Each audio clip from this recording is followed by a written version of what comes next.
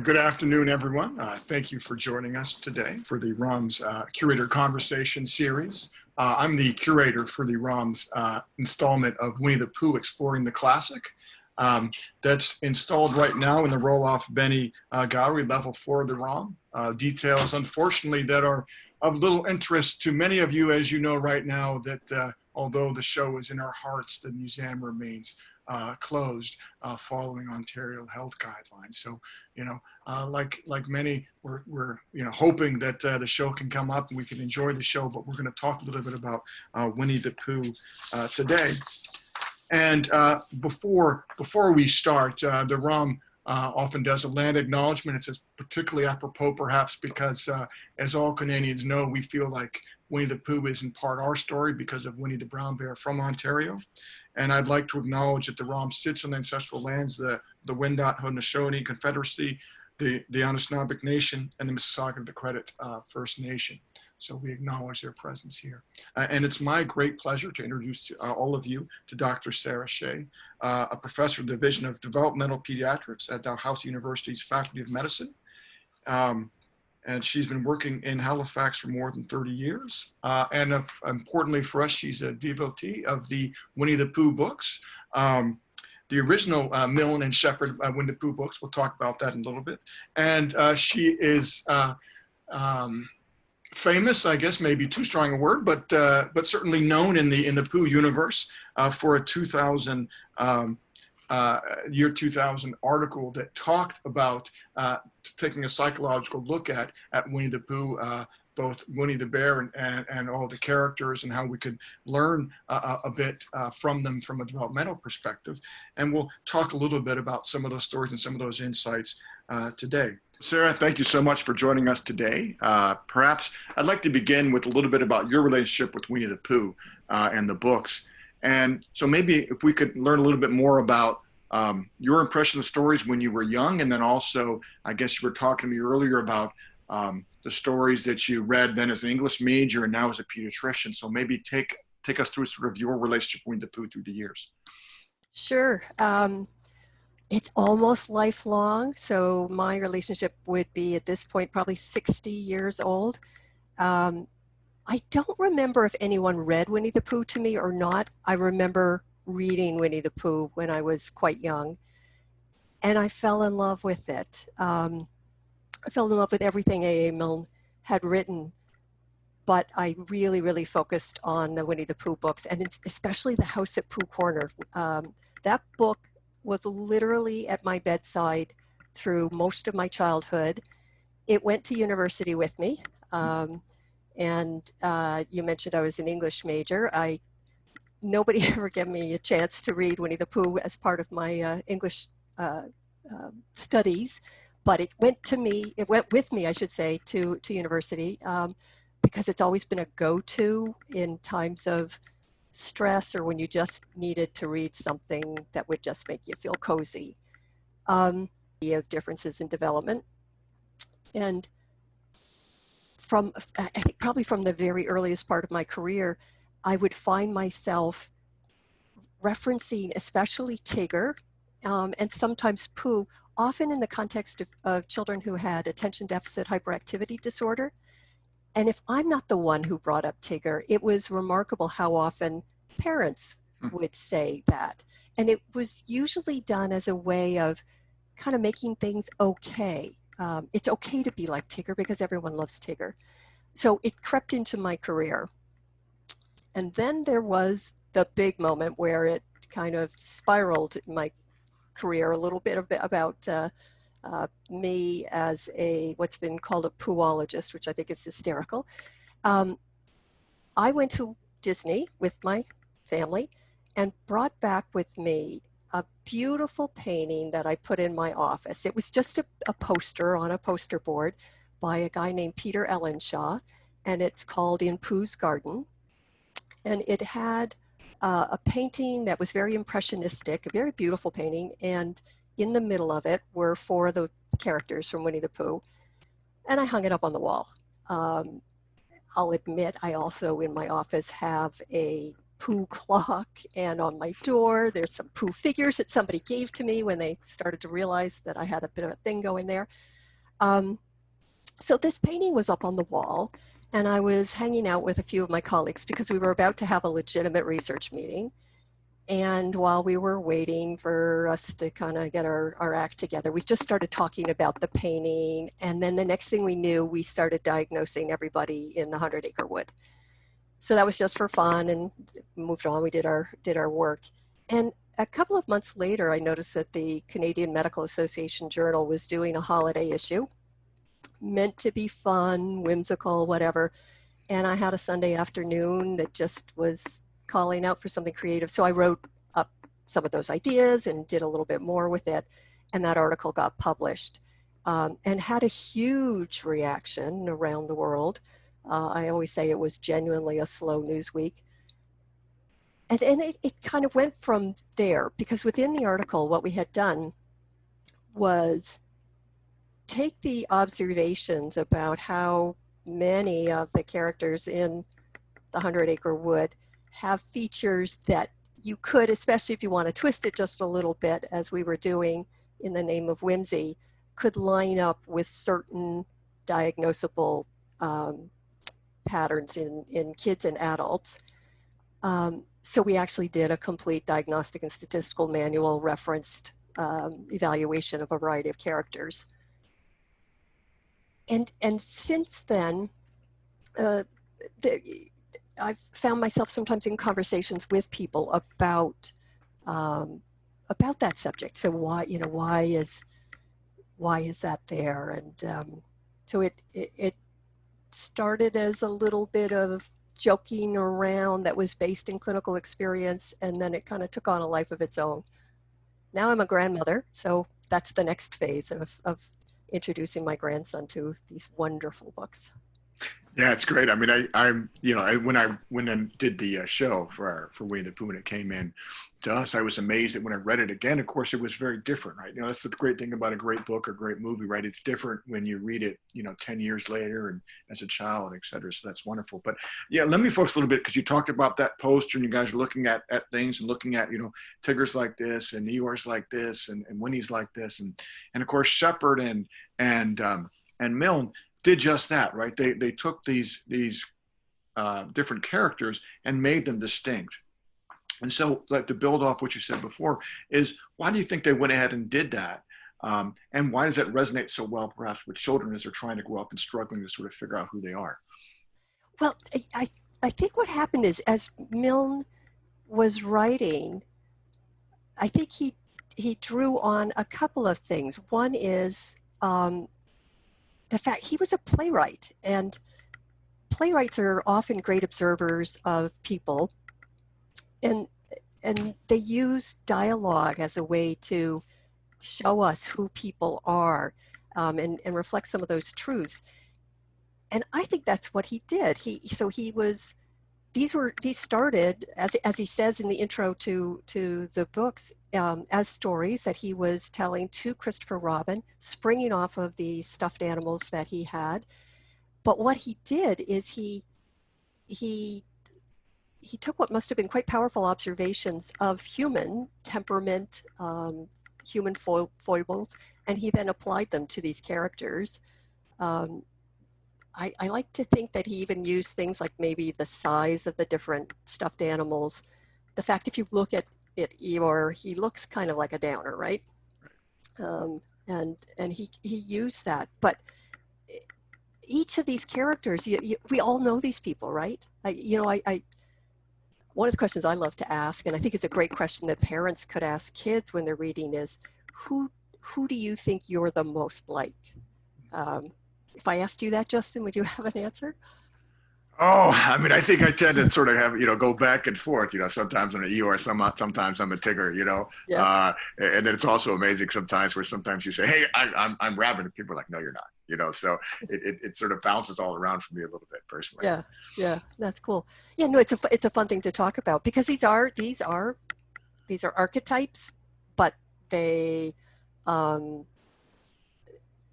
they're also whimsical. It's an incredible combination of helping us understand people, especially when they're maybe having a little bit of a challenge, um, but in this incredibly loving and funny way.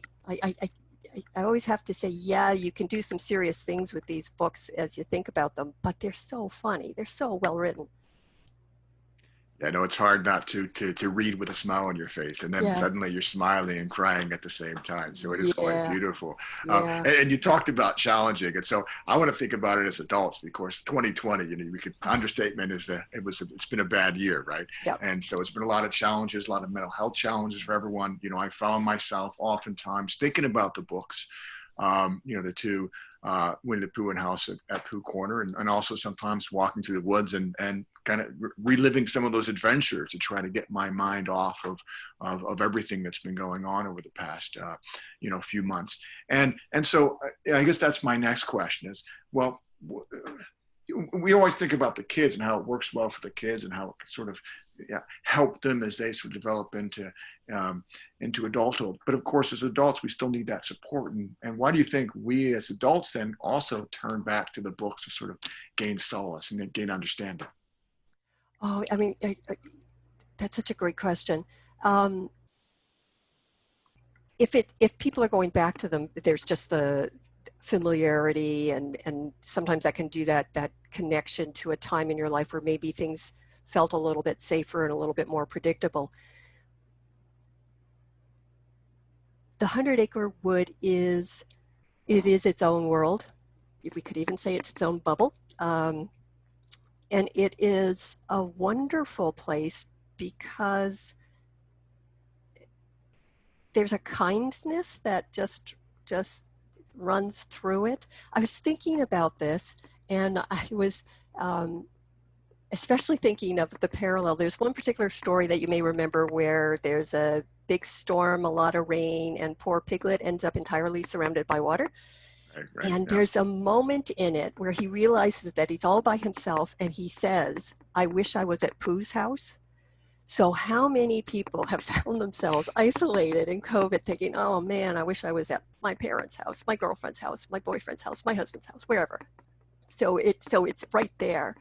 Um, but it is this world where things turn out. There is a Christopher Robin who in the end will often help, but they help each other. There's this sense of community and togetherness, that's so enviable, I think, for people right now.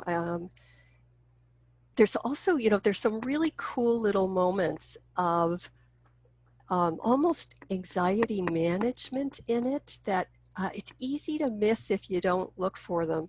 There's one great moment where Piglet is fretting about something. I can't remember exactly what it is. Oh, it's whether a tree will fall on him.